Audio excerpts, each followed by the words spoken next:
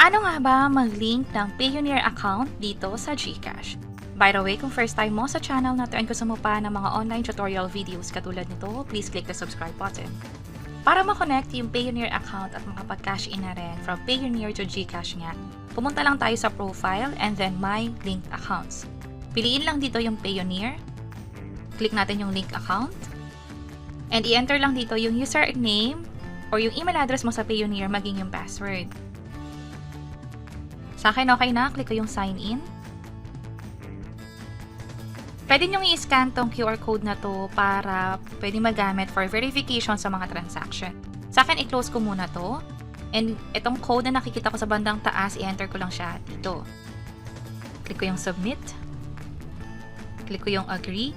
By the way, possible na makakita kayo ng notification ng first time device. Kapag ganyan, magpapadala ng link yung Payoneer sa email ninyo. I-click nyo lang yung link na yon at i-allow. From there, pwede na kayong mag-proceed sa GCash ulit at i-click yung agree katulad nung nakita natin kanina. After nun, linking is being processed. Pwede nyo balikan yung Payoneer ninyo. Pag ganito yung nakita ninyo, most likely successful na yung pag-link. Madali lang din i-unlink yung Payoneer sa GCash. Pero sa akin, hindi ko na siya i-unlink.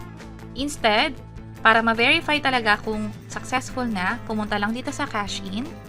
And then, sa Global Banks and Partners, dapat kapag kinlik natin yung Payoneer, may option lang makapag-deposit or cash in. Ito, click ulit, and then Payoneer tayo. So, ito na.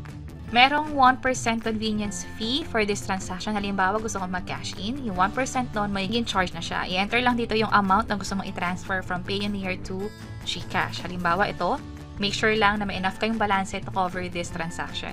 At pwede na mag-proceed, i-tap lang tong next. Sa mga next transaction, either may security measure katulad ng OTP bago makapag-proceed sa pag-cash in. And balik lang tayo. Ganito nga pala yung makikita ninyong error kapag hindi pa pala successfully linked yung Payoneer dito sa GCash.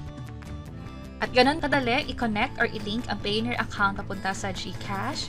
At pwede na rin tayo makapag-cash in or deposit gamit din yung GCash app natin. Hindi na kailangan mag-login doon sa Payoneer account. Instead, sa GCash lang talaga, basta nakalink na yung Payoneer account nga, madali na lang siyang gawin. Sana nakatulong tong video na to. Kung oo, pakiclick ang like button at para sa iba't ibang mga tutorial videos, pwede nyo i-check ito nasa baba. Sana makatulong. See you sa next videos!